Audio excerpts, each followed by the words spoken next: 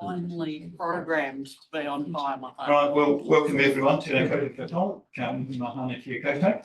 I'll just open this workshop on civil defence preparedness with that code. Tue kia ronga, tue kia raro, tue kia waho, tue kia ros, tue kia te here tangata. Ka ronga te pō, ka ronga te o, homi e, hui e, take e. Well, so welcome everyone, welcome those in the room. Online we have, amongst others, Councillor Metham and Alex Forbes and others there too, perhaps.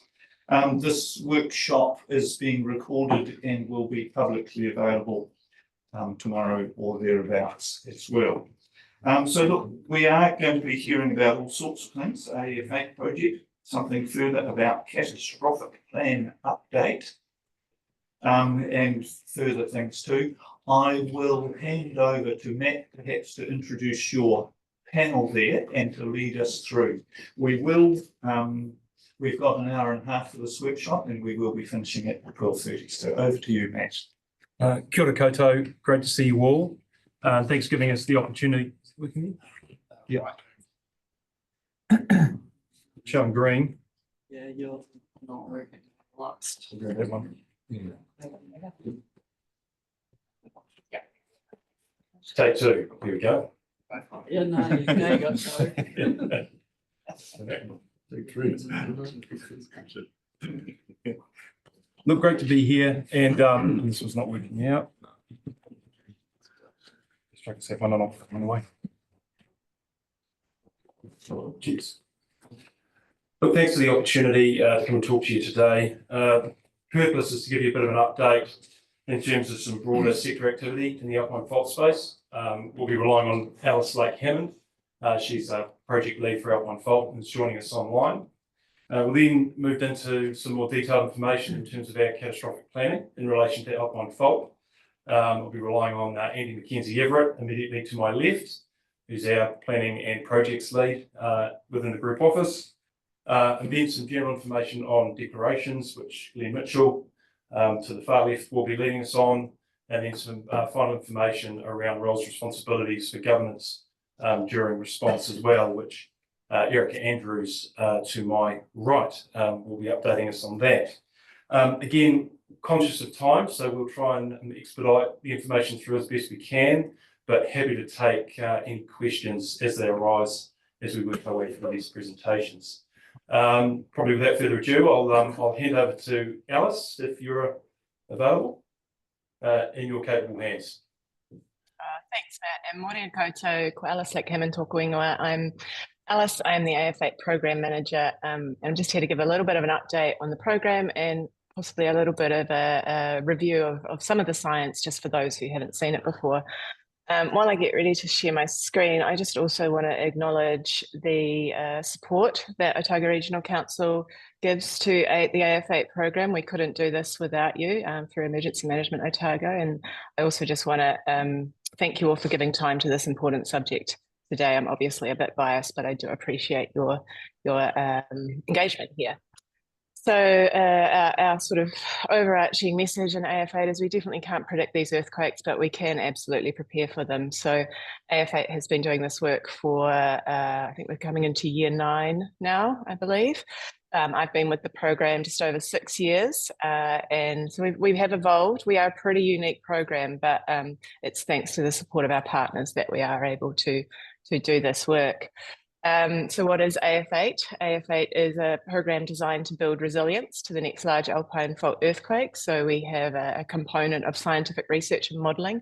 I'm actually coming to you today, so I couldn't be in the room, but I'm at one of our science partners' annual meetings, Quake Core. So we're really lucky to have a huge depth and breadth of interdisciplinary science to draw on from the likes of Quake Core and the universities and GNS science that we work with.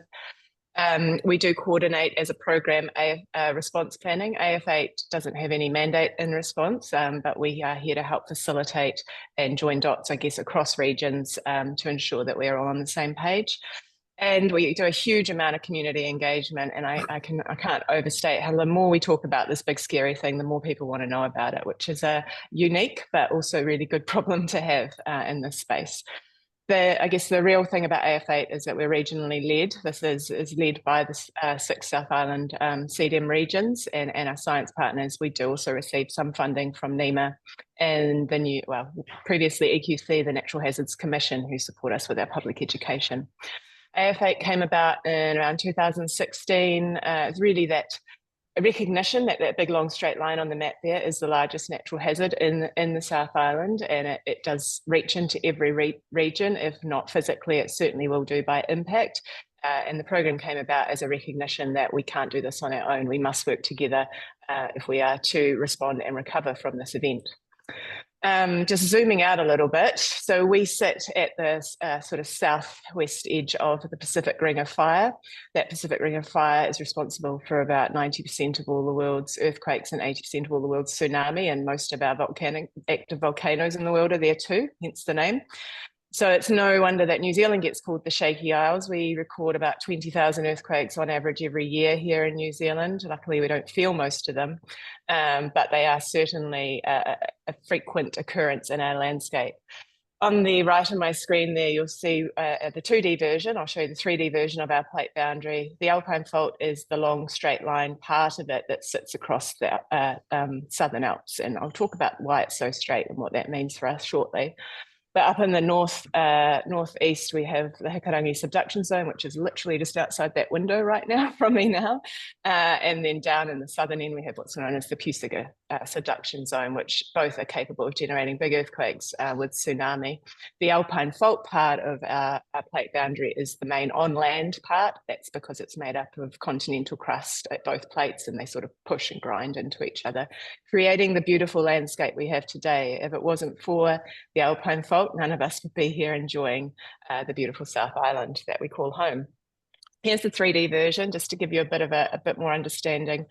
Up in the north end of our plate boundary, we have the Hikurangi subduction zone. That's because the Pacific plate there is made up of a heavier oceanic crust. It tends to sink down, melt and come back up as volcanoes. So that's how our North Island got here, geologically speaking.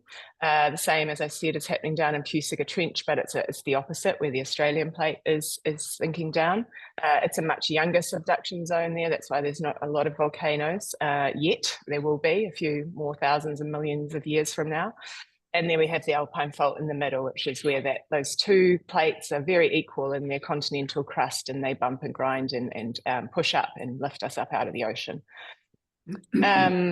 Why do we have AF8, and why should we be worried about it? So this slide summarizes, in the interest of time, this slide summarizes a huge amount of research over the last 80 or 90 years. Alpine Fault's been known about since before even plate tectonics were agreed upon as a theory. So we're really lucky to have that sort of breadth and longevity of interest in research. There's a lot of international research that goes into the program as well. But generally what it's all telling us is that the Alpine Fault has a long history of large earthquakes. Basically, the longer and straighter the fault line, the more energy it can release. These earthquakes are remarkably regular, and there's absolutely no reason they won't continue. And one of the reasons we can tell that they're so regular is through the paleoseismic evidence of past earthquakes when they last happened. And what that tells us is actually the Alpine Fault is known as one of the most regular faults in the world. There is no other fault in the world that has given us that much information. So that gives us a head start on understanding what it will do next. The average time between these very regular large earthquakes is about 300 years. The last one that we have evidence, a very significant amount of evidence for, is 1717. So I won't do the math for you, but you can start to see where we're sitting now in the time frame of things. More recent research has given us this really high probability of an Alpine Fault earthquake happening in the next 50 years. This is the highest probability, high impact event that natural hazard event that New Zealand is currently facing. If I compare that to Taranaki Maunga, it's about 50% in the next 50 years probability of eruption. The Hikurangi subduction zone, or the lower half of it, the southern half down towards Wellington and the Wairarapa coast, is about 26% in the next 50 years.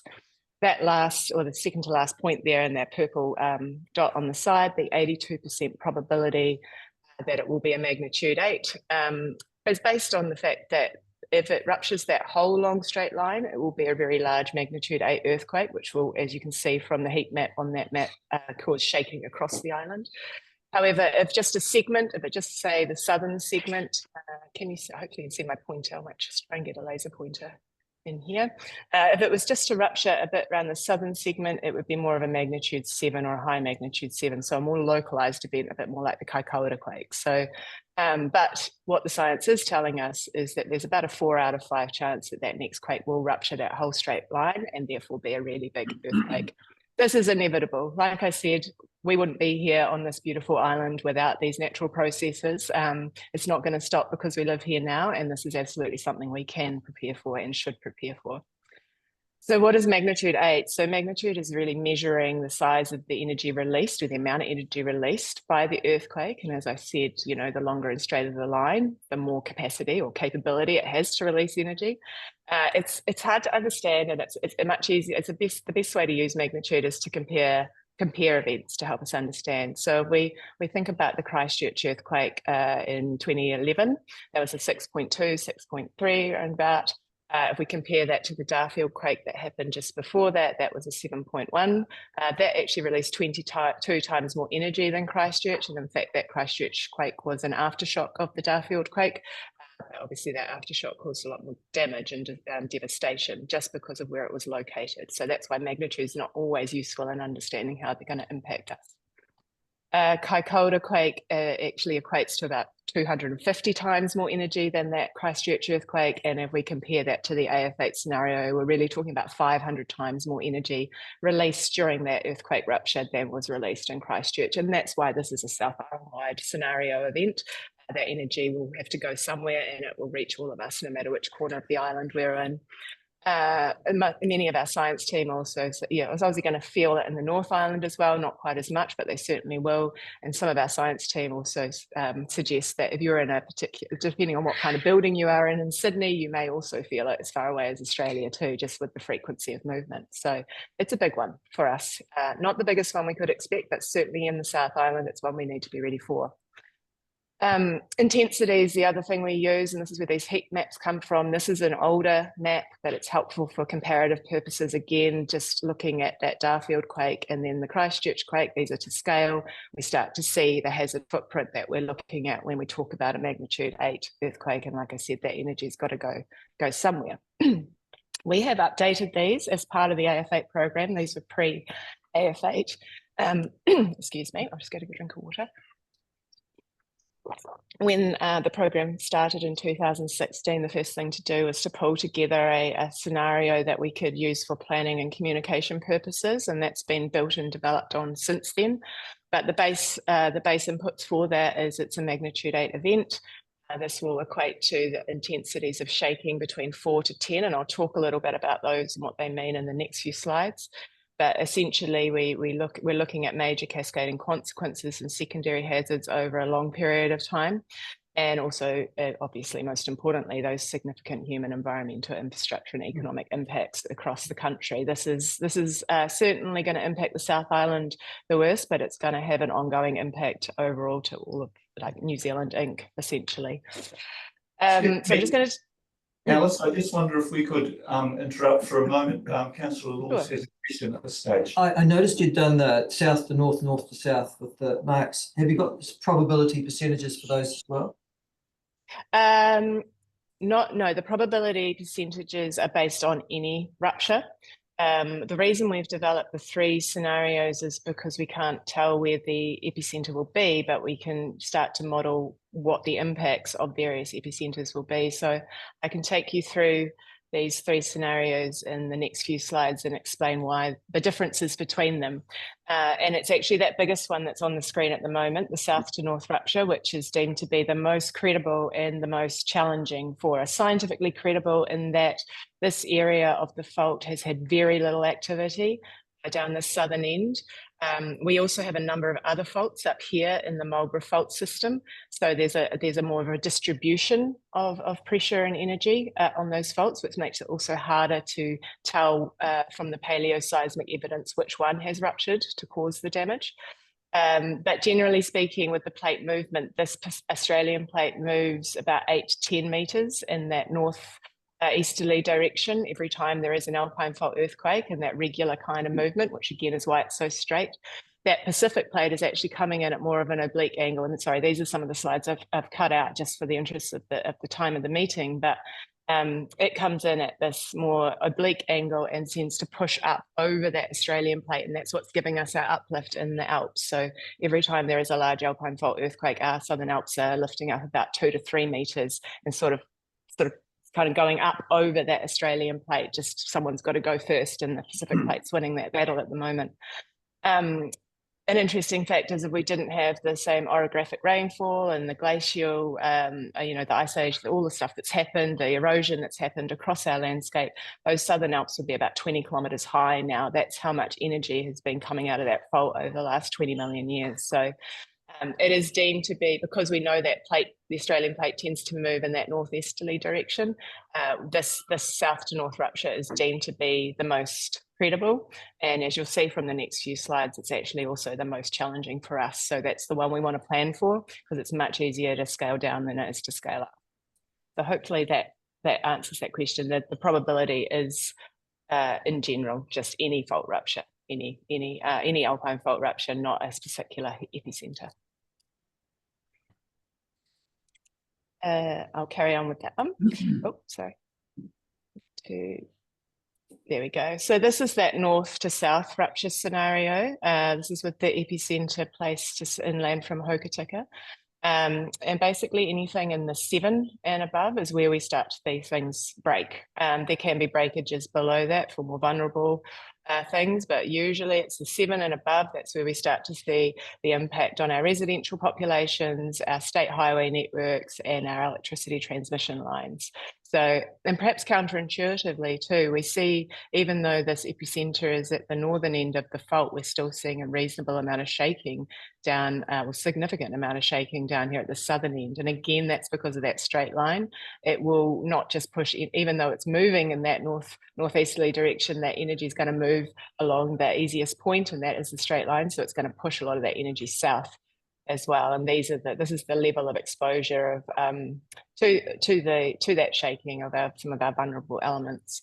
If we move that epicenter to the central section of the fault, so closer to the glaciers, we see these exposure numbers go up. That's largely to do with the fact that, about 2/3 of our population in the South Island, well, most of the population in the South Island lives in the top 2/3 of the island.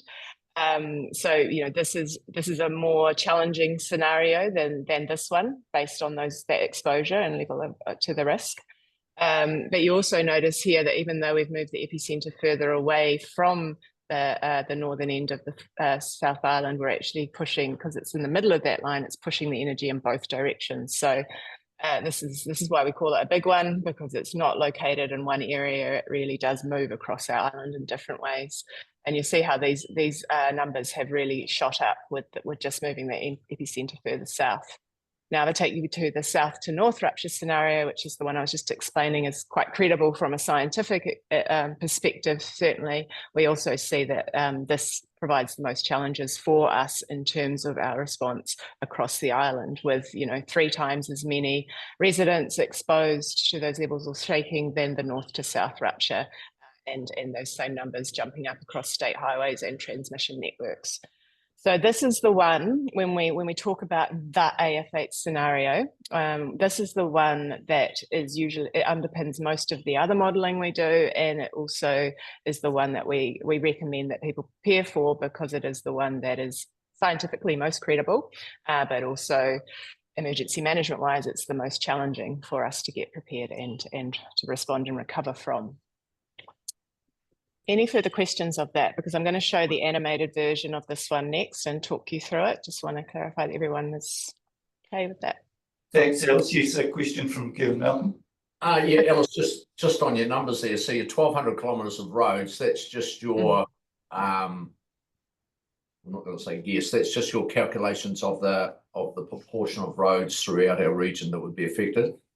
Yeah, so those numbers come from our partners at Auckland University and the civil engineering department. So they do most of the a lot of the risk modelling for our lifelines and infrastructure providers. And we're really lucky to have Professor Liam Witherspoon sit with us in our lifelines conversations, and also have his students working with us. So these are from modelling that has been, so they've used this shake map of the forecasted ground motions to then model what that would do to these key infrastructure networks and our residential population. So there's a model behind those numbers.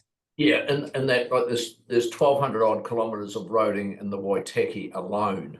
So I presume you'll have some affected at the top end, but may not be so much down the coastal end. And have you got a model that shows your response will be designed around the likelihoods, I suppose? Yeah, so those, when I say roads, that should really say state highways rather than just general roads. So yeah, that's what that's talking about there. And I'm happy to go back to Liam and get some of that more granular detail if that would be of interest to this group. I'll just get Matt to feed that back to me after the meeting. Yep. Sure. Yeah, And probably Matt, just jump in, and then a question from Michael, but you first, Matt. Sure, look, just through the chair. You'll see in Andy's presentation, we've sort of quantified this in terms of most likely, most dangerous scenario. Yeah. So you'll sort of see that info and probably more granular information through Andy's presentation that should answer that for you. Thank you. Any other questions before I carry on? I can't see hands. There is one for Michael Laws here. I'm looking at this and I'm going, I'll be okay then, as most people will who are looking at this and working out where they are in the most intense areas. Next time you do this, could you put the lakes and the settlement areas, please? The Queenstowns, the Cromwells, the Pukekis, the Tekapos, because that'll give us, I think, a better diagrammatic ability to understand the impacts. Is that possible?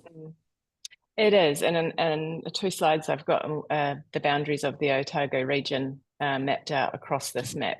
This map is designed to do an island-wide model. If we were to zoom it down to like a local community level, it's not as accurate, and that's just because of the nature of AF8 being an interregional piece of work rather than a distinct region piece of work. So there are limitations to every model, and the limitations to this one here is that zooming in is not a prediction of exactly how it's going to feel. But the other point to make, and you'll see it in the next animation slide, is that even though those are lower amounts of shaking across the Otago region, we're still expecting about 2 to 3 minutes of that shaking. And obviously, even if you shake something lightly for an amount of time, it's going to potentially do damage to it. So these areas here are not immune, absolutely not immune to damage. The other, I guess, the other point that is probably quite relevant here is that whilst there will be obviously severe direct impacts from this ground motion across these sort of warmer areas of this, we will also see a number of indirect impacts across these areas based on how the rest of the island has fared in terms of supply chains, power outages, or those services, and because these areas are not going to be as impacted as these other areas, they will be less of a priority in their immediate response based on those controllers' priorities of life safety, etc. So when we communicate this in a community, it's a slightly broader talk, and it includes some of those details. And when we're in the community, we're talking about what this map means to them. But yeah, absolutely. Next time we do it, for Otago, I can put some of those main centres on the map that I'm going to show in a couple of slides. Thanks, Alice. Matt's just got something to add there. Yeah, so Alice, just confirming that the roads just relate to state highways? Yes, that's right. Yep. Correct. Apologies for not making that clear on the slide. That's great. And look, just in answer to your question, Councillor Laws, you'll see in Andy's presentation as well, we have overlaid settlements and things like that, state highways across. And railways, and because in my neck of the woods, for example, which is the Queenstown, Wanaka, Cromwell axis with Clyde right in the middle, down the bottom, it would be quite useful to, if you're going to be going and talking to those communities, to be able to say, oh, this is what our modelling looks like. Yes. Yeah. And we've got some of that you'll see detailed in the next presentation. Thank you. Look, Alice, we'll let you, we've got a couple of questions, but I'll tell you what, I'll get you to finish your presentation first, just in case they get answered. And then we're going to hear from Andrew and Lloyd, but you go first, Alice. Thanks. Okay, thank you. So the next slide here is an animated version of this model. from our colleagues at University of Canterbury. So you're probably familiar with this one, but I'll narrate it as we go through. Up in the top corner there, we have a time frame. So we are now about half a minute in. Those energy waves are starting to ripple across the landscape. In this scenario, the epicenter is just north of Milford Sound. So at about 50, a minute in, we've already hit the Otago region, and those waves continue to roll across that landscape. They don't just do it once, they will continue. And that's why we expect, up to 2 to 3 minutes of that relatively strong shaking, which, like I said, can do damage. That is not how high the landscape is going to jump. I should have said at the start. That's the higher those, just that we definitely make that clear in the community presentations as well. This is more about the higher those peaks are, the more intense, or the higher the levels of shaking.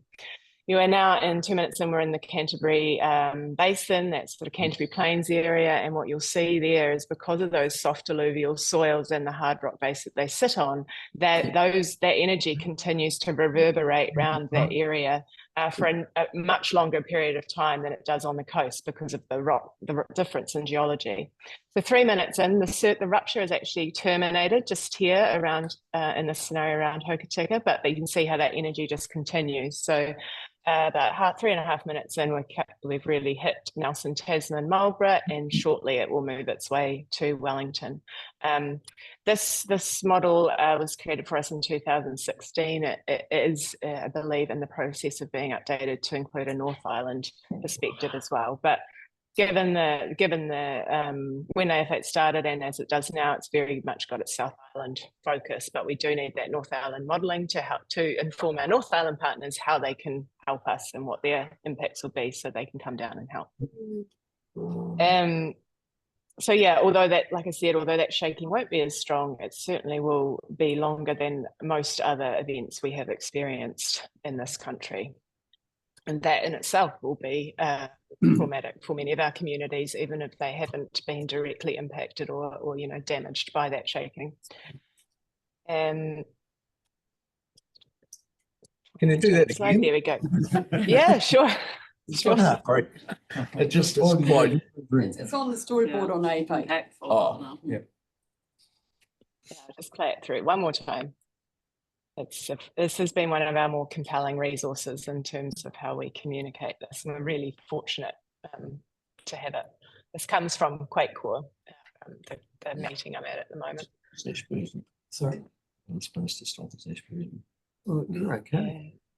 Yeah, if you look at Timaru, Ashburton and Kaiapoi, those 3 points in the Canterbury district, you'll really see how those alluvial soils and swampy sediments reverberate longer than some of the rock.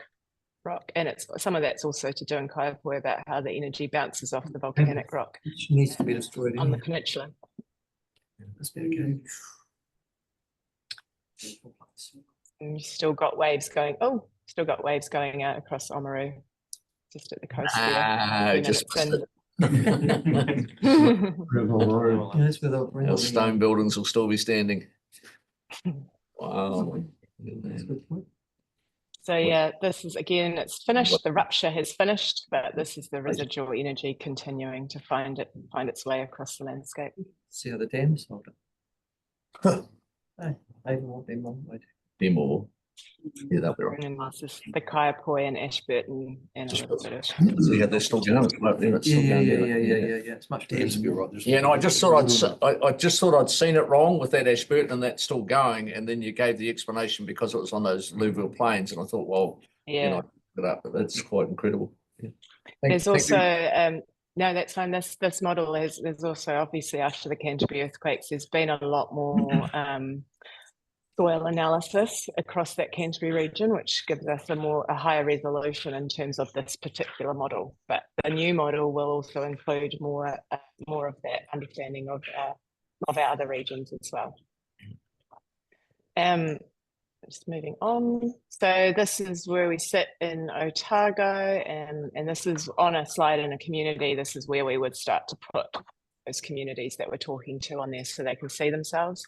But essentially what we're talking about is a really long long shake across the Otago region with intensities ranging from 4 to 7, which is that sort of largely observed. Everybody certainly will feel it, right through to the sort of damaging levels of shaking over time. So we're all going to feel it. We'll all be impacted in different ways. Like I said earlier, you don't need to be right at the epicenter to be cause discomfort or damage from this. You can be disrupted in Dunedin as well, and we absolutely can prepare for it. And that's what our mission is with this work, is to help people make informed decisions about how they can be better prepared, including yourselves and our emergency management partners.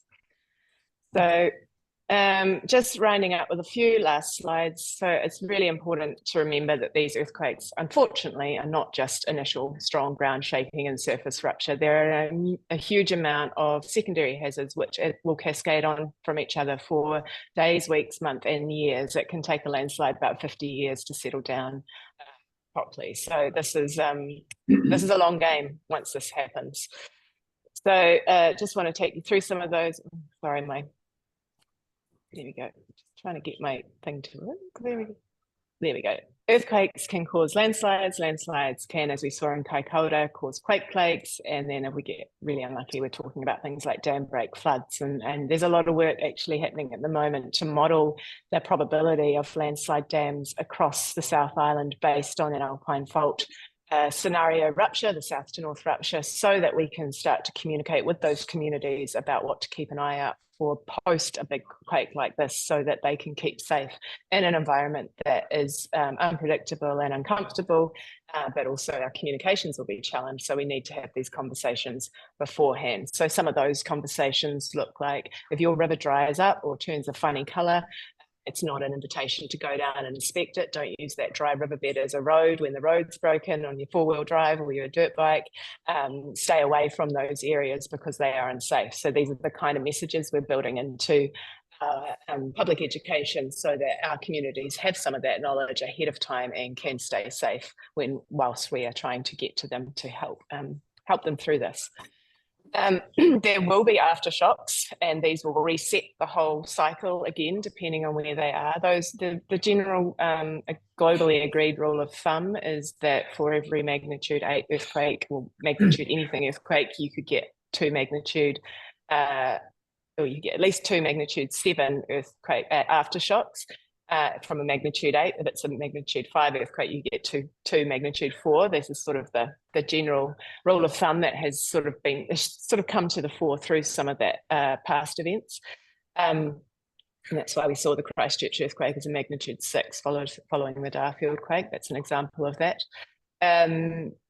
These aftershocks could be anywhere else in the South Island. We cannot predict them, but we do know that they will happen, and they will absolutely complicate how we respond and recover from this.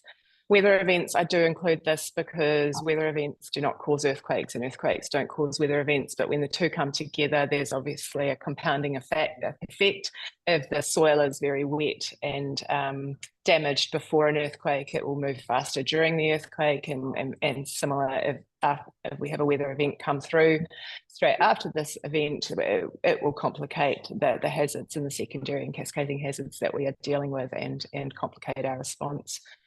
One thing that doesn't often get talked about necessarily with earthquakes, but I'm sitting here in Napier today, our most deadly earthquake in New Zealand still remains to be the Hawke's Bay quake in the 30s, and most of that was from the fires from the broken gas lines. So just thinking about the things that we use, the services we use, and how we can secure those to keep us safe too. And there's not a lot of reticulated gas in the South Island. I believe there might be a bit in Otago and Queenstown, but when we're talking about this in communities, we're also talking about those home gas bottles as well, and what people can do, because not only is that a valuable resource post-quake, but it's also a potential hazard if it's not secured properly. So we do sort of bring in these other hazards as part of the conversation. So these are the really high-level key messages that we sum up with when we're talking to communities. This is an inevitable event, and it is a really high chance it will be a magnitude 8. However, the scenarios that we use and talk about are never quite what is experienced. They're absolutely not predictions. There is no crystal ball that can tell us what will happen next. but without them, we don't have tangible, we can't have conversations because we don't have the tangible products to sort of investigate and explore. As I said earlier, there will be direct and indirect impacts. You don't have to be standing on the West Coast to be impacted by this event. They will and those impacts will stretch into the North Island, which is why that updated model is in progress. There will be widespread secondary hazards, as I've said, and they will present immediate and long-term issues, like isolation and service outages, which will complicate how we actually communicate and reach each other and support each other. And that's why these pre-existing networks are absolutely essential. The better connected we are beforehand, the easier it's going to be to support each other during and after. We can't predict them, but we can prepare for them, and anything we do now will make a difference for any significant future events. So as well as our AF8 messaging, you know, that same concept applies to our communities. It's much easier to scale down in an event than scale up. So we put that message out. If you're prepared for this and you're prepared for the secondary hazards that it will generate, you're pretty well prepared for any event that could hit you in the South Island. So it's been a really strong catalyst and a really powerful message that, like I said earlier, the more we talk about it, the more people want to know what they can do. So we're really lucky to have that problem, if you like. So what are we doing about it? These last few slides just give you an update on where the AF8 program is at. So this is our current strategy, which runs through into the middle of next year. So we're looking to update and revise that over this calendar year. A huge part of our work is that raising awareness, just making sure people are aware of this hazard, they understand that risk, and they also understand what the AF8 program is and what it isn't, what it can and can't do. We're not here to replace any existing structures. We're really here to add value to everybody else's BAU and mandated roles. And that's it. We have to be really clear about that when we're out communicating. Coordinating intelligence. So this is around how we provide a better conduit between science to practice and also practice to science. So we don't just do broadcast science communication. We try and make that two-way so that we can understand what the information needs are of our communities, because there's no point giving them information they don't need. And I say communities, I mean local communities, geographic communities, communities of practice, social communities. I mean communities in the biggest sense of the word.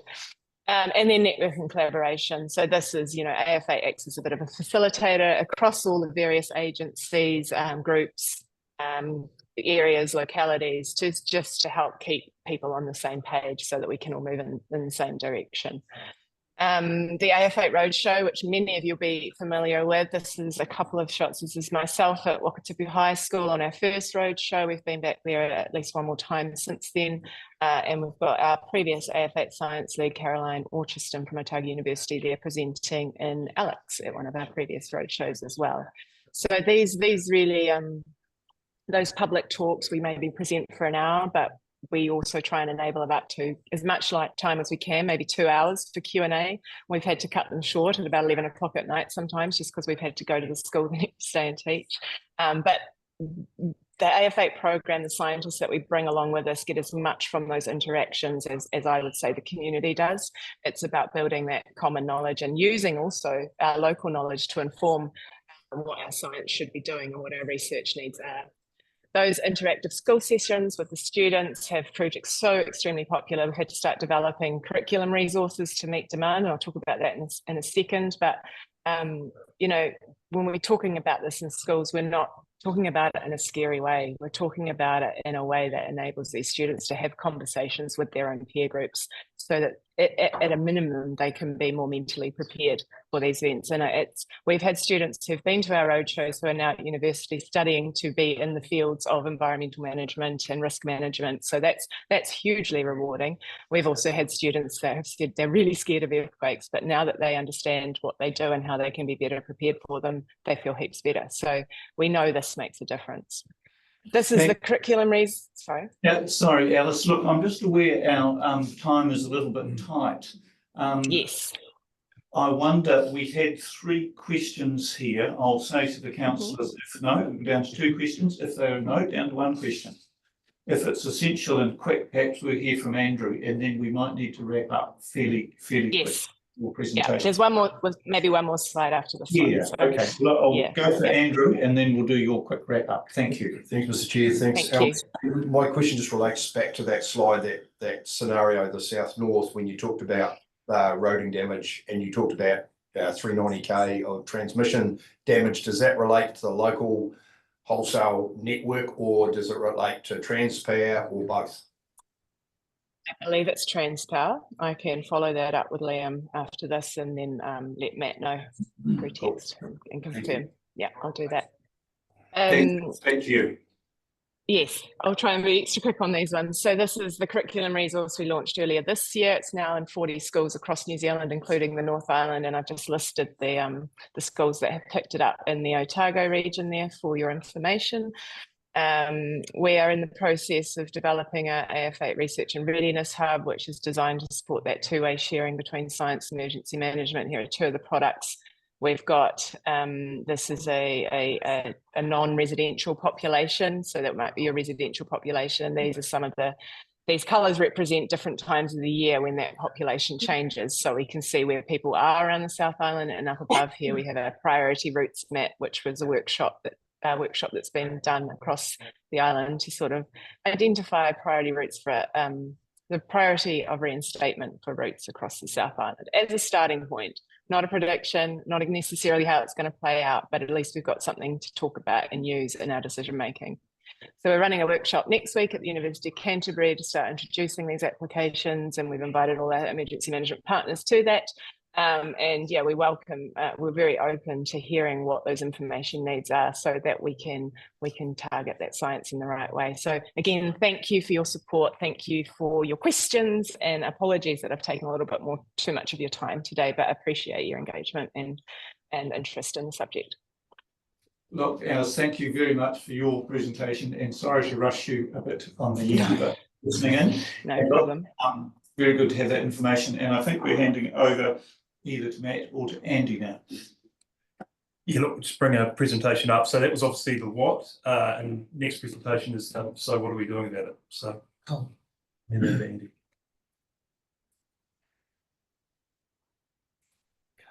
I'll sit here.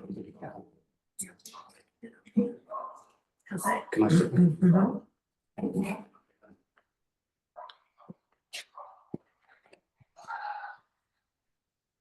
Yeah, just put it on screen. Yeah. Well, it's going to be hard to follow the video we just seen, but I'll do my best. I also want to make a distinction between a catastrophic plan and planning for a catastrophic event.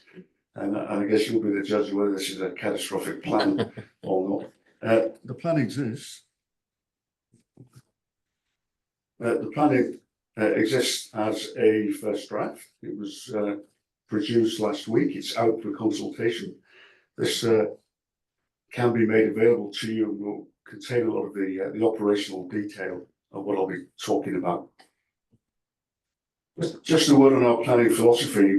Despite the excellent science of the AF8 project and our own subsequent intelligence, it's very clear that we're never going to understand the parameters of this problem. It's a wicked problem. The scale of this is unprecedented. It's a life-changing event, the likes of which we've not seen before. And so we're not going to present a solution. We're going to present a plan that exists in draft, based on something like an 80% understanding of the parameters of the problem, and about an 80% solution proposed at this stage. What it means is on the day, we're going to have to quickly gain information, turn it into actionable intelligence, and act upon it. We need to have some operational mechanisms which can pivot quickly to the events of the first few days of this catastrophic event. So that's the caveat. What I'm going to talk about is the impact regionally. And as we've seen, there's some sound science on which we've based our planning effort. We've seen that. We know this thing is impending in geological terms. And so let's start exploring the impact on Otago. We've seen from Alice that we're going to expect an 8+ earthquake event along with the extent of the Southern Alps.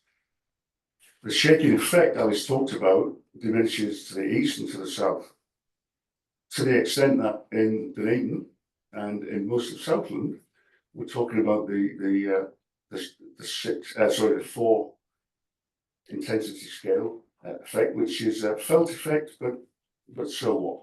We think this might have an impact on unsecured masonry buildings in the CBDs in Dunedin and Oamaru. But apart from that, it's just going to register as ground shaking. The distinction is going to be longer. Those of you remember the 1974 event in Dunedin, you get a few nods, a few refusals. It's not going to be like that. This is going to be a 2 to 4 minute event, even along the coastal areas, which are only marked at scale 4 there. And the subsequent effect is on the national grid. The grid is likely to be impacted. We are likely to lose power, even along the coast, and that will impact on our telecommunications as well. What we've seen when we look at the region in total is very quickly a focus on those alpine areas to the north and west in close proximity to the Southern Alps, and the impact of those secondary hazards, particularly landslips, on the roading network. So the Crown Range, the Carrow Gorge, Dunstan Gorge, Devil's Staircase, Lindy's Pass, perhaps south of Roxburgh, Tapanui, all impacted by the shaking effect, to the extent that we anticipate those roads marked by a cross there will actually be closed.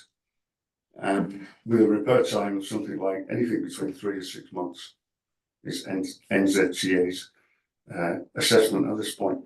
So the net effect is the creation of 3 Otagos, 3 operational pockets, one in Queenstown, which is separate from the Wanaka-Cromwell pocket, which in turn is cut off by the Lindis to Canterbury, and indeed the rest of Otago.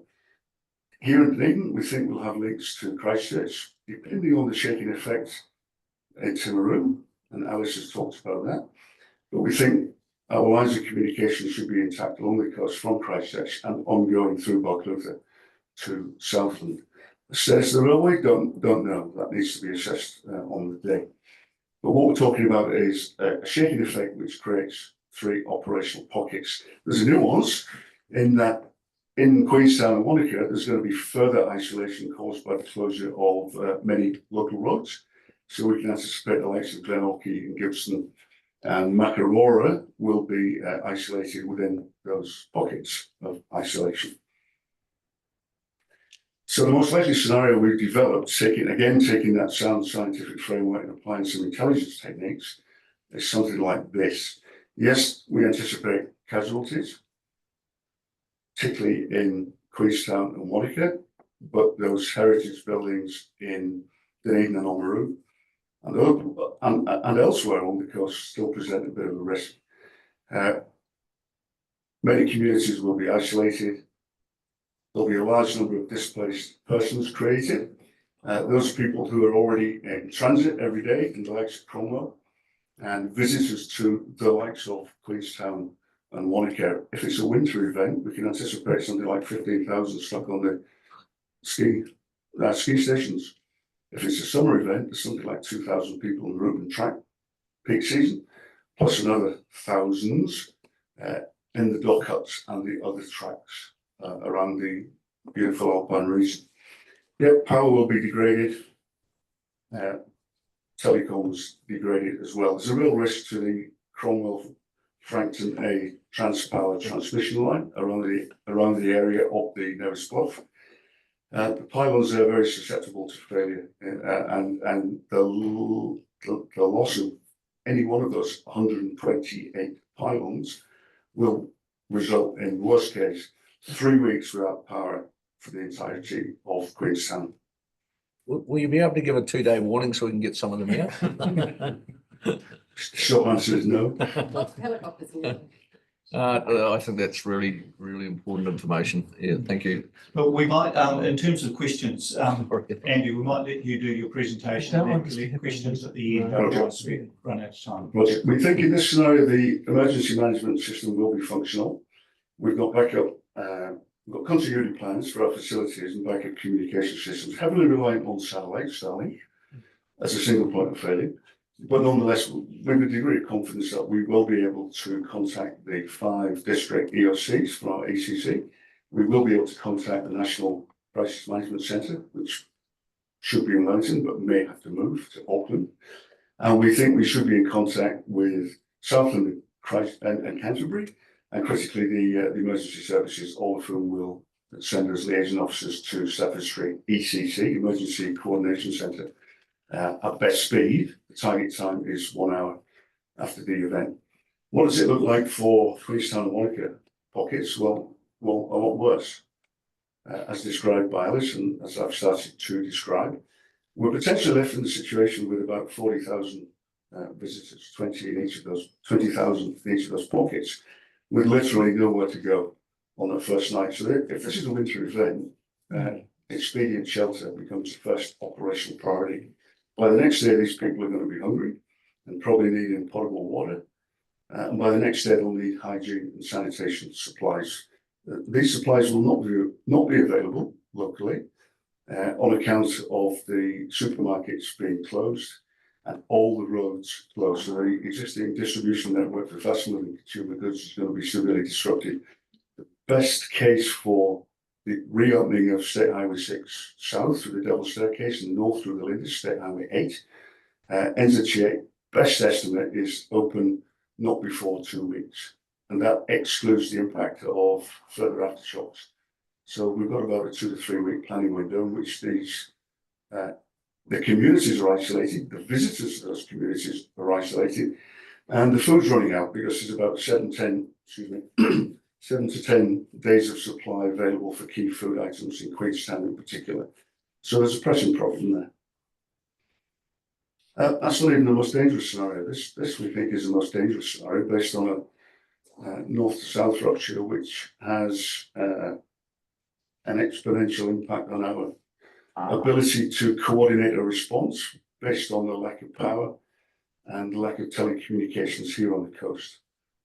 It sees more fatalities and injuries. And if it happens in a winter event, we're going to see deaths and many injuries due to cold weather effects. We're not planning on this, we're planning on the maximum credible event, south to north, which is doctrinally our most likely scenario. Okay, so it probably is, Mr. Chair, sorry, pausing there for a quick second to ask any questions on the scenario before I actually spend a few minutes talking about our planned response. Yes, Elliot. I just wanted to ask what WASH was, W-A. Sorry? The W-A-S, sorry, C-H acronym I saw in there. WASH is a United Nations protocol that talks about water and sanitation and hygiene. These are the key humanitarian goods and services required in an immediate response. Right. And then just wondering how long we would expect power and telecom to be out, and then also how much confidence we had in, that this particular state highway would be open and that one would end up being closed and that kind of thing. I'm a bit deaf, I'm sorry. Sorry, just how much confidence we had in like which roads would be closed and which ones wouldn't, and then also how long we would expect. Yeah, there's a degree of confidence we're based on NZTA modelling and other modelling, AFA and other based work, but also our own vulnerability assessments. We've done some work in that area. We've looked at our local vulnerabilities in terms of population, but also in terms of critical infrastructure. So, with a degree of confidence, using probabilistic language, I'll say it is likely that we're going to see those roads closed in those places. And for how long depends on what risk reduction measures NZTA put into place now, because we've already established this event is something like 50 years away. So we do have an opportunity to build resilience and reduce the risks. There's a second part of your question, can't remember. How long power and telecoms? Yeah, how long the power? Again, the modelling is varied. Queenstown's 21 days based on the availability of teams and repair material for those 128 pylons. Elsewhere, the grid will be impacted, not so much because the hydro dams will be destroyed, they won't, they will stand, but all the electrical infrastructure surrounding, like the switchyards in Clyde and Cromwell, will be impacted and will impact the grid for hours and maybe a couple of days initially. Michael. Just wanted to pick you up on something, and if you're going to cover it next, you go for your life. But you just said, I've got time to plan. Michael, pop your mic on. You said we've got time to plan. It could be tomorrow, couldn't it? Oh, you've stolen my punchline.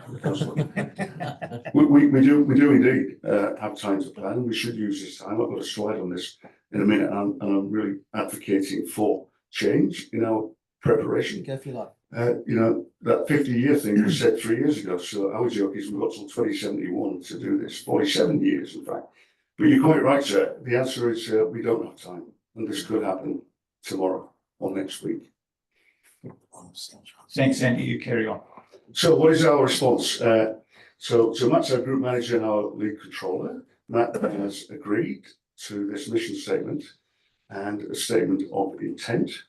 So what we're about, this plan has been written for the actions primarily of our group emergency coordination centre, the controller there and the staff in Stafford Street who will lead the multi-agency Tiger-wide response. The language we're using is consistent with national provisions here. What we want to do is to coordinate a nationally enabled, locally delivered, and critically a community-focused response. So we'll set the conditions whereby the district responses can directly address the community needs in terms of immediate search and rescue, immediate triage for casualties, etc., etc. We anticipate that they will plan accordingly to be able to do that with a degree of success. In most of the districts, we think QLDC is likely to be overwhelmed by the scale and intensity and duration of this event. So anticipating that, we've got a couple of mechanisms in place where we can provide the assistance in terms of critical resources and people that they will need, particularly in the first couple of weeks. So we're going to regionally coordinate a nationally enabled, locally delivered, community-focused response. And the intent is to be innovative. Let's use this next 47 years wisely. On the day, let's make sure our operational mechanisms are swift. We learned from the recent events in the North Island that every hour counts in the first few days. So people are tasked already to be in certain places to do certain things in support of this plan. We need to derive actionable intelligence, because we've already said no matter how good our planning is, we need to pivot on the day to actual circumstances which we cannot predict in a 100% manner. And then the rest of it is seen there. The key movements that I'm going to propose to you is an operation called Mass Relief. I'll explain that shortly. And also the regional coordination of evacuation operations. Remember, the problem statement is too many mouths to feed in Queenstown, and to a lesser degree in Monica Cromwell. So we've got to evacuate those people, and we've got to get goods and services to the remainder. On the right of that slide shows the response phases. We have that opportunity now in an enduring preliminary phase. And then in response, we're talking about 4 phases. The first 2 days, the immediate response. The first week, coordinated response. The first 1 to 3 months, maybe, the sustained response. This could go for longer.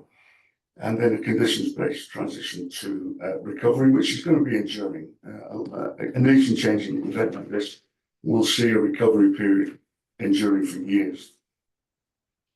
So breaking this down, these are some of the actions I'm advocating here. First of all, we're mandated as an EM organisation to understand the risk. I think we do. And then how to reduce the risk. Fortunately, we don't. Whilst we have the mandate, we might not have the financial mechanisms to actually act to reduce the risk ourselves. So we're relying on our partners to consider the risk as well and act. What we can do is build resilience of our systems and communities, and we are doing this. And what we certainly can do is increase our readiness measures as well. So we're developing district CAP plans. We're socialising. We aim to test and train and optimise this working draft of a plan that we have now. And there are some other mechanisms as well as shown. One of which is perhaps spending a bit of money now to have a series of shipping containers in the places most liable to be isolated, so we don't have to do a dangerous and complex and expensive helicopter relief operation on the 3rd day. All the communities need to do on the 3rd hour is open the door and help themselves to whatever expedient shelter material, space blankets, medical supplies that we've put in place already. So the response itself, phase one, immediate, first 48 hours. We're going to activate our response structure. We will declare an emergency, although we anticipate a state of national emergency within hours, certainly within the first day. This will be a national operation with a focus not on us. Probably the focus is going to be the West Coast, and then Canterbury, and then Marlborough, and then Tasman, and maybe we're next in the pecking order. The bottom of which is Southland because of the expected effects in Southland. What we do have is a unique national problem. None of those other regions have 40,000 plus visitors with no shelter on their first night. So there are elements of this problem set which belong to the national controller and will, in my mind, become national objectives. So we're using this time now to have those conversations with NEMA and to make sure that's considered. We'll get on the front foot early through our PIM plan, and then we'll conduct what we call a wide area assessment using national satellite means and military fixed wing. We can cover named areas of interest to the north and west of Queenstown and Wanaka. Let's get eyes on over those isolated communities to see where they are and what the extent of the initial impact is. Understanding plans, we've also got arrangements with 12 Otago helicopter companies, one of which Heli Otago in particular is well equipped to be able to meet our immediate impact assessment requirements. They have a duty system and have agreed a number of pre-planned tasks. So when that duty pilot in Mosgiel experiences 2 to 4 minute shaking, his bedside light doesn't work, and his phone doesn't work, he knows that his job is to start his helicopter up and get over Glenorchy and provide the information back to us in Stafford Street within 12 hours. So that's the level of detail we're trying to get to operationalize these arrangements. First day sees us moving key staff and key teams. That includes much needed people to bolster the QLDC EOC response. It includes some GNS technicians out of Dunedin who need to get up to their equipment in the affected area in the remote hills. It also includes the likes of the police command unit that the police intend to move to Queenstown by about day 3. At this point, we want to open what we're calling main supply routes, Dunedin and Balclutha, to allow road movement to 2 critical areas. Alexandra, where we'll establish an air assembly area at the aerodrome to establish next phase hub and spoke helicopter operations into the impacted areas. And also we'll establish a logistics base at Kingston. We think the roads will be intact based on the Kingston Flyer Cafe, if you know the place. That area there provides a good logistics space from which to mount lake operations using a landing craft, which actually is available to us in Wakatipu and other vessels. So that's phase 1. This is an example of the information requirements that we anticipate the controller will be desperate for in the first few hours in order to make sound decisions. This is an example of our collection template where we've anticipated the worst effects in our region. These are the effects on the community shown in blue, the ski stations, if it happens in winter, in green, including the 2 in Waitaki, and critical infrastructure. These are the red boxes called named areas of interest, prioritised, and the subsequent information is socialised already with NZDF and NEMA. So there's an example of our priority named areas of interest. We really need to know what's happening on the Devil's Staircase in order for NZTA to clear that route within 14 days. So phase 2, we'll get to day 3. We're continuing to move key staff. We're working with the EOCs to actually conduct a street-by-street assessment of the most impacted communities in order to focus our mass relief effort. Excuse me. So mass relief, I'll explain shortly, but that's the air and lake operation whereby we're going to get critical goods and services to where they're needed in bulk very quickly on day 3. Evacuation is a key part of this plan. We're going to reduce the mouths to feed by supporting a national operation to use Queenstown Airport to evacuate to probably Auckland, but other places of safety. That includes a large number of foreign national visitors. Today, ski season, there's probably 20,000 Aussies up on the ski fields. We've talked to their consular staff, and we need to make the right arrangements to get those people moved effectively. We've also talked to other high commissions and embassies.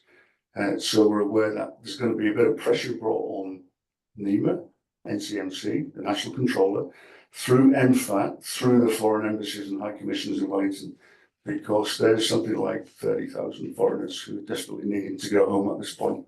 We can plan to assist the national operation to evacuate them by air from Queenstown. At the same time, we can play our part by reducing those numbers by using the vessels available on the lake to evacuate south to Kingston and establish an evacuation chain on buses through to Invercargill, Dunedin airports. This is the summary of the mass relief operation. It's defined there with a draft mission statement. This will leave you with an impression of an aviation component, helicopters, Tyree Airfield to an assembly area in Alex, where all the goods and services will be arranged, packaged, and then hub and spoke helicopter flights to wherever the community is desperate for intervention and where the local districts cannot manage that. Concurrently, we're running the landing craft picture on the screen there. Utah 2 based at Cecil Beach Station can take 60 tons, can take a truck and trailer unit. It's used 6 days a year for stop movement. So that's over the beach operations in order to fill the gap in that supply chain caused by the closure of State Highway 6. Andy, look, sorry to rush you. We're probably only going to be able to give you another 5 minutes because I know we've got 2 other important bits. We've got a couple of questions. We'll see if they're essential, but you first. Yeah, apologies. I'm trying to gauge this. I don't go into too much operational detail, but just to give you a suitable flavour. Well, three more slides if I may. Yep. This is just an example of the planning for the air operation. We've termed it Moxie with Vittles, national operation out of Queenstown. So we've given that some thought, we're socialising that with our partners. Dynamo's the lake operation, same thing, we've thought it through, it's feasible, it's doable, we've talked to the lake operators and Tourism Queenstown. It needs more planning, but it's feasible and supportable. And then, just want to finish off with 2 more slides, I think. In the sustained response, this will go for the first few months. Councillor Laws mentioned the railway network. Yep. This will be increasingly important, particularly when we consider the reconstruction of Queenstown. A lot of heavy materials needs to come in through the ports and shipped to Queenstown. The nearest railhead is Gore. We might need to consider the railway for that. There needs to be a road evacuation as well. A lot of people from Cromwell stuck in Queenstown for the last 2 weeks. They only went there to visit the doctors or might attend or see the lawyer or their sister. So, we do have lawyers in Cromwell. Sadly, they like the play. I'll take your advice on that. So yeah, there is up to, we think, 2,500 people needing to be evacuated. We can make provisions for that once NZTA open the Devil's Staircase. And then the transition to recovery, conditions-based, greater use of the maritime highway, coastal shipping, and the rail network in order to get us to the recovery operation, which will go for years. This is a $10 to $20 billion life-changing event, which is just the likes of which we've not seen. So just trying to convey a sense of the scale. I think, Mr. Chair, that will do. Happy to. Thank you. Thank you very much for that. After hearing from Alice initially, it's very reassuring to know there are plans in place there. Brian and Kevin, were your questions essential? Of course, they are always essential, and thank you. Microphone. You've got a plan. Well done. Thank you. How do you implement? How do you practice the implementation of the plan, and how often have you done that? Great question. Well, we're just starting the process. This plan's developed by socialising with our partners already. That's the district TAs, our emergency services partners. We exercised a little bit of it on Rufanua, the national exercise. that occurred in September. And we're at the point now with the publication of the final draft to be able to really go out and start socialising this. So I'm seeing a tabletop exercise in the new year, and then probably a field exercise towards the end of the year to test the viability of the concepts that we're presenting. On the 16th of October, we've got a trial on the lake at Kingston using the aircraft with Army vehicles, with Navy and Coast Guard in attendance, and we're going to test elements of that plan. So this is. I mean, I was hoping you were going to say we've already practiced it twice because, I mean, it could happen tomorrow. Yep. So I encourage you to get on with it. Yep. That's the point we'll make. We've got, yep, Matt. Just like an additional update, councils, we're working through exercises with them through September, October, a little bit in November. They will all be exercising essentially elements of this plan from a sustained response period. So we won't be looking at initial action. We'll be looking at a period in time around day 5. And we've developed exercises for all councils based on sort of that scenario. So we it's planned, it's happening, and we'll be able to feed back to this council later in the year on how that went. Thank you. Look, we've got short, essential questions from Kevin and possibly Michael. Clyde Dam goes, Alexandra Aerodrome is gone. You've got an alternative, just a yes or no will do for that. Waitaki District Council, Waitaki District. So if a state highway goes, state highway 1's gone, you've got everything constant. You thought that pattern was around Tory, using Tory helicopters. So what have you sorted out? You may have to, the Waitaki Bridge goes. Yes, in terms of Clyde Dam, extremely unlikely that it will go. It's been designed for magnitude 8 directly underneath it. Yeah. And that's fine. And even if it does go, Alex Airport's fine at the elevation it's at, so there's no issues. So just on a after Gabriel, the people I've been with and talked with in the CDM and the likes in Napier and surroundings, one of their big frustrations was that the all-powerful people from outside came in and tried to organise their responses. So what assurance have you got that your plan will be your plan? I realise it becomes national significance, but for me it seems critical that our people are controlling what we know. So is that written somewhere that that we're still the boss, even if it becomes a? Yeah, there's always a challenge, obviously, when there's a nationally declared event. We have to align with, the wants, if you like, of the national controller. That's clearly defined in legislation. What I will say is, obviously, a vacuum can cause issues in those scenarios, and actually having a plan, having it articulated and circulated prior to the fact, should actually alleviate that as being a problem as well. So. Yeah. I think we're in a good space. The fact that we've actually got something on paper now and it's being circulated, the national agency is aware of it, and it's working towards that as well. Is positive. And I suppose, and all that planning, and if I go back to Mike Tyson, so when we get the punch in the nose, what work are we actually doing with our staff to ensure that they can actually handle a punch in the nose and a bit of blood? Yeah, so we have training and exercising with them. They are committed to training with us at least an hour a quarter and 4 hours a year in terms of exercising. So we work through that. We have a defined training capability strategy that we're delivering on to try and get staff to a point where they're capable to manage that scenario, balancing the day-to-day challenges we have with council staff, bandwidth, staff turnover, things like that. So we do try to meter that in terms of an activity. Yeah, and sorry, and people from outside councils within an area, when do you actually draw them in? Because there may be expertise within your districts that are not necessarily working for a council. But that's a really good question. So firstly, we've got a community-led network that we're working alongside at the moment with emergency hubs. So they stand up and they're self-resilient and they do what they need to do in their communities. We are looking at the viability of setting up a more formal network of New Zealand response teams and actually having more capable trained staff from the community coming forward, being trained and being able to operationalise on the ground. So that is something we're looking at. Thank you. This would be quite big. Thanks. Michael, That's exactly the question I like to ask. The best trained people in all those areas of the volunteer fire brigade. Are you basing yourself around your local response around there? Look, 100%. So they, as an emergency service partner, they've been well engaged in this process. But they are the best. I mean, they know these areas better than anybody else. I can tell you up and down next to the woods. Second thing, you talked about containers.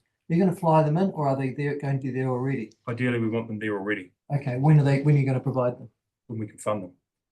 So what's the problem? That's the process we need to work through in terms of whether that's locally funded or something we fund as a region. So that's something we're working through, and it will be dealt with as part of our group planning effort that's on the horizon in the next couple of months.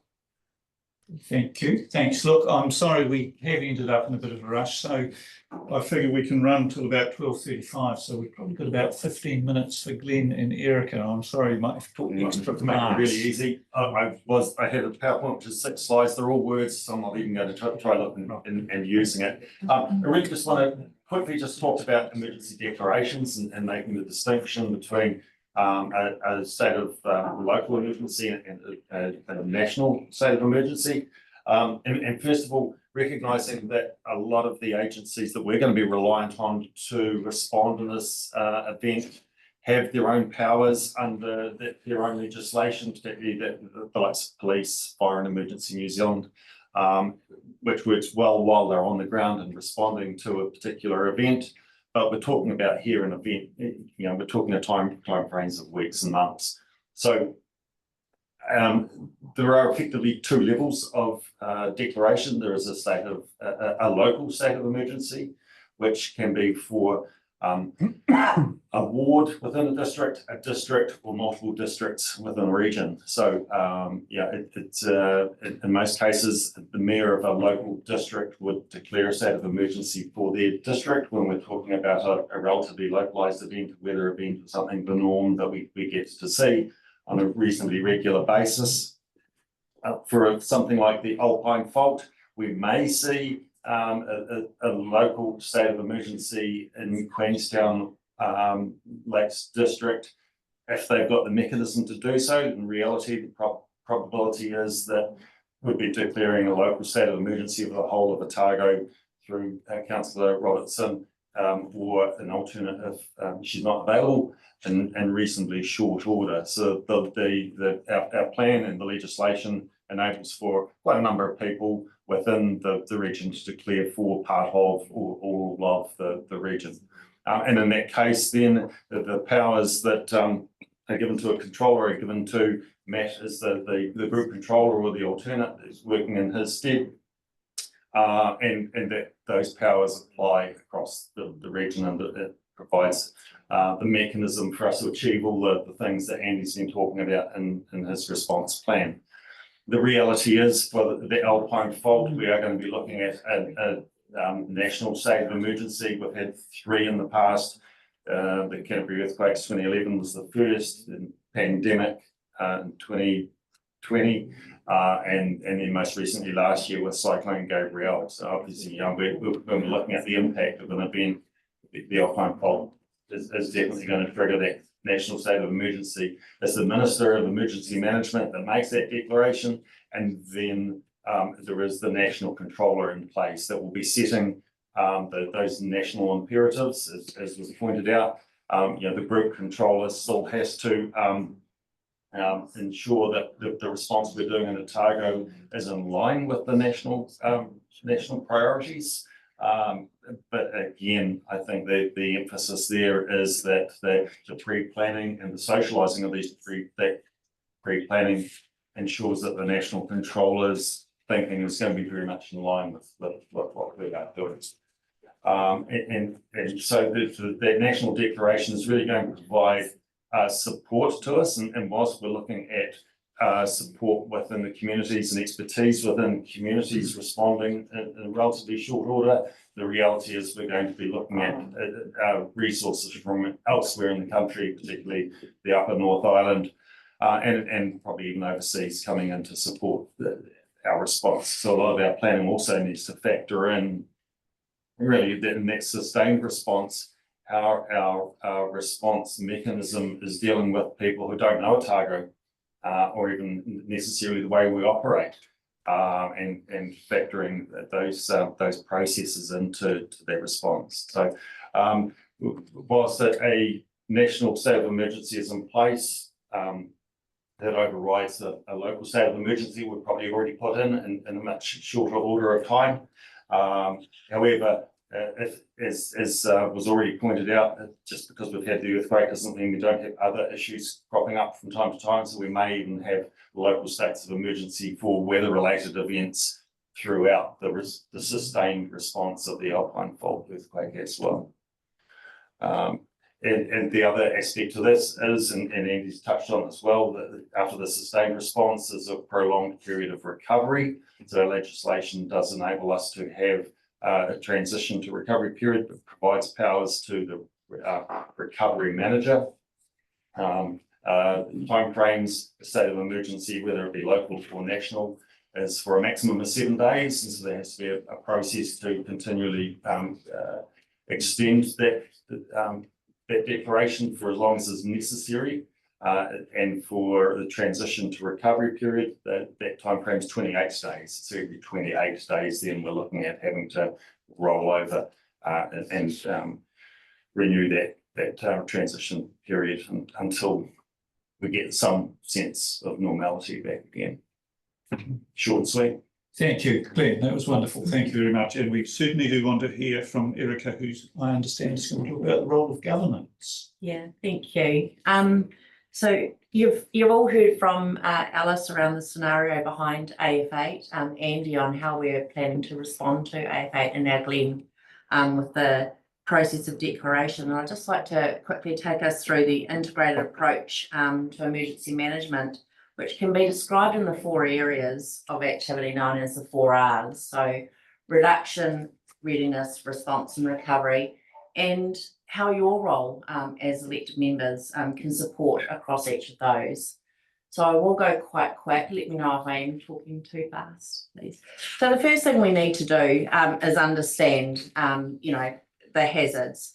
And clearly, there's a great saying that we talk about from Sir Geoffrey Palmer. Pretty much Alice talked about it earlier. If you want drama, you've come to the right place. So for us to be able to prepare, we need to understand the hazards and the risk in your representative area. So we've got some great resources available. I hope everybody is familiar with the Otago Hazards Portal. It's a great tool. It's a great tool to share with your community when you get the opportunity as well. We also encourage you to help others reduce their risks at home. Again, we have another tool with the Natural Hazards Commission. It teaches people how to, quake safety home as an example. You already, as a council, you support those risk reduction focused policies in your communities, such as investing in your infrastructure, resilience and hazard assessments, and your long-term lens approach that you apply to flood protection schemes as an example. Promoting community-driven projects that support risk reduction. That could be, joining in with community first aid training, business continuity planning workshops. And finally, supporting those events that bring people together to enhance social or environmental resilience. Just some examples there are active transport initiatives, solar power and plantings. So once we know the risks and hazards, that gives us an opportunity to be prepared. Just play this for you. Do we have sound? Did you cut the sheer sound?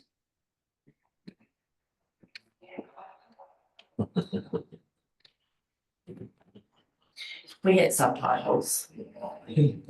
So hopefully everybody saw that. So pretty much, just by not being prepared, we can be caught out.